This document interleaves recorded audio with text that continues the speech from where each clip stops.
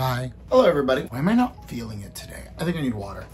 I could just take a nap right here. It actually feels real nice today. Let's go. Hello, how are y'all? Unless you've been living under a rock, New York Fashion Week actually happened last week. Well, it finished last week. But I want to talk about it because I'm hella late to it. Low-key wanted to talk about all the runway shows, but that would take way too long. And realistically, ain't nobody gonna even really watch it, especially in its full length. So let's start small. I want to talk about 3 of my favorite runway shows that happened this season. A lot of fun happened this New York Fashion Week. They were doing the presentation for Spring Summer 25. I feel like this season's New York Fashion Week was a lot of commercial pieces, a lot of things that were actually wearable and sellable. We saw a lot of that from Tommy Hilfiger. We even saw some of that stuff come from Area, which normally does some very extravagant pieces. While they still did some of their extravagant pieces, I felt like there was some purchasable wearable things, because at the end of the day, things do need to be wearable as well as they should be an idea, an emotion, inspiration. You know, we love the artsy fartsy, but things can't just look good. They have to be sellable, marketable, fruition. But I want to focus on 3 that I felt were very inspiring to me, or at least had a very big impact on me.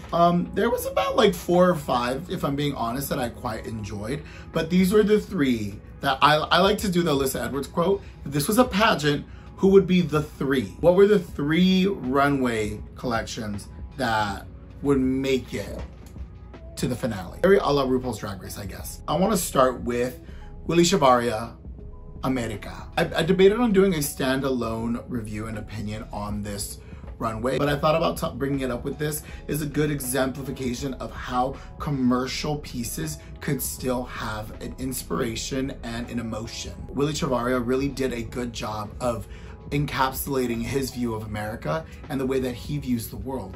This collection was inspired by the farm workers movement, and it really does showcase in a lot of the prints that are on this. And not only did he show that, but he also showed his collaboration with Adidas. So he showcased 2 collections in this. A very smart and sophisticated Chicano inspired collection, and also something that was very athletic and kind of fun and free. The styling at Willy Chavaria just always has me by a chokehold, dude. It's just so fun. I love the styling. I love the pieces. I think he always does a really good job of creating a silhouette that's recognizable and that's very him. I love it when a designer looks like their collections and they're very much styled after them. I love the work shirts with the ties, the boxy shorts, the boxy pants, the boxy shoulders. Everything was very, very boxy, but then there was also some silhouettes with very rounded shoulders and like tighter fitting shapes, and I thought that was actually very fun. There was even a moment that was very minimal with a white tank top, a wife pleaser if you will, and then a high-waisted trouser with a bit of a break to it, a little bit baggier, a little roomier, and I just love that styling. It felt very, very true to the idea that he was creating here. Gotta be honest, I love the carbinger styling, which is like the keys hanging off of it. I thought it was pretty cool. There's some really good staple pieces in here that I think people could wear for the rest of their lives. And if I could, I would probably have this entire collection in my wardrobe, because I do think that there's a lot of really fun pieces. Like some of these like plaid shirts that are kind of like giving new life with this like boxier silhouette and a longer collar. Those are really fun. I especially loved the look that is the pink sweater over the gray plaid. I just really, the look speaks volume to me. I just genuinely loved it. It's so cute. Loved it with the tan trouser. I love the way that he introduced pink into this collection. There's a lot of like toxic masculinity, machismo as it's called, within the Hispanic community. And I love the unapologeticness of it. Plus those last 2 like long drapier looks were like an interesting twist with the ruffles, and they kind of tie themselves with the ruffles in his Adidas collaboration, which I thought was really, really fun pivot. My favorite pieces do have to be the black and red ones, especially the polo, the crew neck. They're just some really, really fun pieces. I do like the jersey and the jacket. And of course, having an Olympian in your presentation is never a bad thing. The pieces that felt a little off were the brightly colored ruffled pieces. I love the ruffled pieces. I think that they're actually a fun cut. I just don't love them in all the colors. I like them in the blue. I don't like the orange, and I don't like the neon green. Personally, there's a lot of stuff I like about this. Favorite look from the second half of the collection, the Adidas collaboration, is the blue pieces with the long with a long white skirt. I'm a sucker for masculinity meets femininity, and I think that that really encapsulates it. I will say Noah Lyle's look was not very exciting, but this is a good example of like the body being a part of the look, the accessory. And he's an Olympian, so of course his body is in peak condition. Those are hoochie daddy shorts though. I gotta be honest. The shorts are cute. I want them. I gotta be honest, I want them. I would buy pieces from both of these collections. Definitely my favorites are that long white skirt and the pink and plaid look. There's just something great about it. And honestly, the first look that walks in this collection, so great. Love the color combinations. He right away got his point across in what America he was showcasing in this.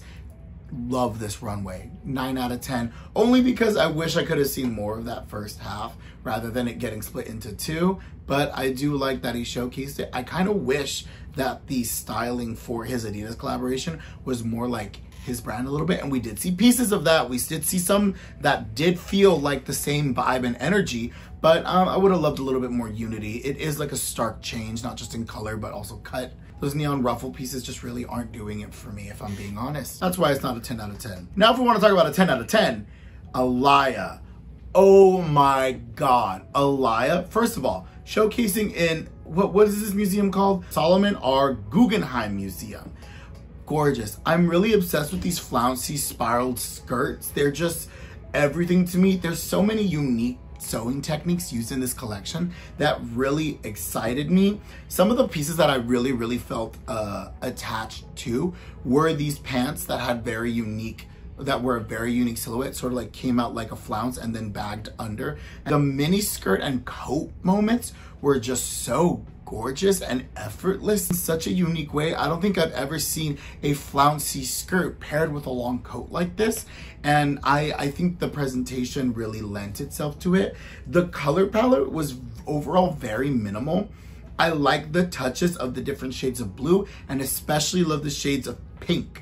The pink was major in this. It was more on the softer pink. We weren't going for a bolder vibe, but specifically this like pink fluffy coat was so gorgeous. And there was even, I think, a blue coat later in this collection that looked like it was made out of a bunch of spiraled shreds of fabric. So fun, continuing this idea of this giant spiral. And then we even got newer iterations of last season's spiral dress, where in this one, it was these swirled style lines that gathered together and created this flounce that showcased the body beautifully. There was just such an architectural inspiration for this collection. It was further showcased with the location, the way that it was presented. It was gorgeous. Even the audience sat in a spiraled shape. It was really interesting. Everything to me. I gotta be honest, the white one is my favorite. I just think it's a beautiful contrast between the model's skin. And I do think that they played really well with color this season as well. It was just really fun. Oh, probably my favorite set, just because it was so approachable but easy and interesting, is this big flounced skirt with this wrapped around bandeau top that looked like it just kind of snaps onto the body. They showed it in a black and they showed it in a pink. They are so fun. I hope someone wears them very soon. I think the cut of it and the silhouette of it, breathtaking. This collection is just an architectural dream. I loved it. I loved it. I loved it. This is a 10 out of 10 for me. Is it a little minimal, a little like, you know, predictable, I guess, in the world of Alaya? Arguably yes and no, because we did see them go very architectural with the last collection, but this one feels like it just took that idea and ran for the hills, and it really executed it properly in my opinion. 10 out of 10 Alaya, 10 out of 10. The last one I want to talk about is Grace Ling. Apparently she's done some, a lot of bodices for different celebrities. I think Jennifer Lopez wore it once, if I'm trying to remember correctly. This collection is amazing. I had no idea who Grace Ling was, if I'm gonna be honest, before I watched this. And this collection was just so cool. I'm not entirely sure where this inspiration or anything that comes from. Very wearable pieces, in my opinion, that felt a little apocalyptic. Felt a little bit like they were, like it was the end of the world, that they were falling apart, shredded. But one look in particularly that I felt very moved by, it's a dress that looked a little bit like a fallen rose, but instead of blooming upwards, it was the skirt. And there was a metal stem that wrapped around the body. And it was so beautiful, but poetic, and it told us an interesting story. This flower that looked like it was almost dying, but still felt like, and it was an in-between being nature and industrialism with like the metal stem. It was just very interesting. And a lot of these pieces, while being minimal, are again very commercial, very approachable, very sellable, but had very interesting touches to them. A lot of these like more sheer materials that had interesting beadings on them, or just interesting appliques that ended in these jagged edges. Really, really fun, minimal but effective. Very subtle like black look that just had little metal pieces onto it. Gave a futuristic villainess, and like it sort of matched the nails that the model was wearing, and it just looked breathtaking. It was something that was very, very exciting to me. And like a lot of these pieces that just draped effortlessly, it still felt purposeful, not accidental. And then the first look especially really set the tone for the rest of the collection, because it was very eye-catching. The metal that was arranged to look like a broken glass or like a shattered mirror. It was very effective on this white. It was almost Joan of Arc. I felt very inspired by this collection. And then like some of these distressed suit moments, so exciting. I love the like saturated ends in like some of the garments. Very, very exciting. But specifically the finale moment that was made entirely out of these metal pieces. It was a sculptural dream.